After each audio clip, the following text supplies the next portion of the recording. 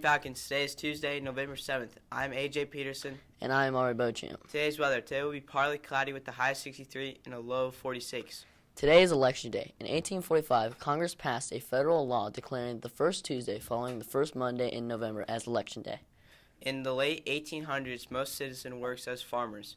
Many lived far from the polling places and often had to travel a day or two to vote. November was considered a good time for election because the busy harvest season was coming to a close.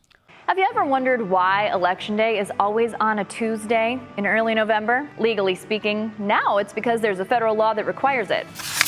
It's Chapter 2 of the U.S. Code, Section 7, and it guarantees that Election Day for federal offices falls between November 2nd and November 8th, depending on the calendar, in even-numbered years. That happened in the late 1800s, partly to streamline voting around the country and stop elections held at different times in different places from influencing each other based on their results. But why a Tuesday? And why in November? The answer isn't based on any complicated legal idea. It's based on religion and farming. In the 1800s, most Americans were farmers, and holding elections in November didn't interfere with their autumn harvests. It also avoided making people travel in winter in the bitter cold. Speaking of travel, a lot of these farmers lived far away from their polling places. That meant most people had to travel at least a day to cast their votes. Making it a Tuesday rather than a Monday avoided religious complications for people who didn't travel on Sundays, the holy day of rest for most Christians. And it was also important back then to make sure Election Day never fell on the first day of the month, even if that was a Tuesday, because the first of the month was an important bookkeeping day. That's when merchants balance their books from the previous month. Now, there's never been a federal law in the books about when elections have to be held for state and local offices and issues, but most places stick to using the federal election date because it's just easier. While George Washington was the first president elected into the office, the first election day took place on November 7, 1848. Whig Party candidate Zachary Taylor won the election, becoming the 12th president of the United States. Here are today's announcements. Oh, thank God.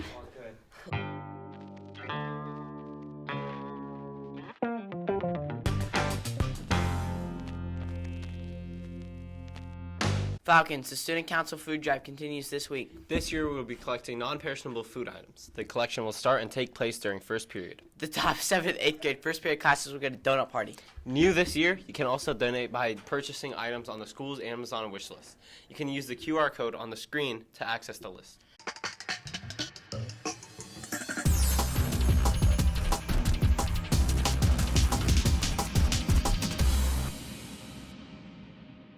Make sure to print out a receipt and bring it in to get credit for those items. We will be collecting items until Friday the 17th of October. Hello, I'm Tanner Alexander from the 8th grade, and I'm here with Mrs. Feeney from the art section. Ms. Feeney, why do you think it is important that we have a food drive? So I've been in charge of student council for over 10 years at Fall Creek Junior High, and the food drive has always been one of our largest campaigns. Our school goal has always been over 5,000 items, and we are the largest donor to the Hamilton County Food Bank, so they count on us every year. Some of us sometimes take it for granted, sitting at home and opening our closet, our pantry, and seeing all the food that we have, and just grabbing snacks when we're able to, sitting down and having holiday meals with our friends and family. And there are some people that live in our community who aren't as fortunate as some of us. So I believe it's our job to help give back.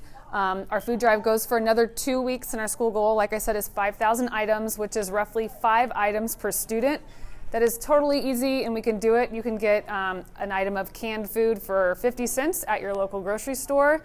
So if everybody had $2 to $3 to help with this, we would meet our goal and then help feed thousands of families coming up over break. And don't forget, the winning class from first period, 7th and 8th grade gets a donut party. Thank you. All right, thanks. Attention 8th graders attending the Washington, D.C. trip. You have a fundraiser available to help with the cost of your trip. See Mrs. Davis in room 215 between November 1st and November 17th if you'd like to participate. Any student interested in joining HSC Winter Guard should plan on attending callouts on November 14th and 16th at HSC High School from 6 to 8. Students should attend both days and should enter using door 18. Both varsity and junior varsity programs are offered, and no experience is necessary to join.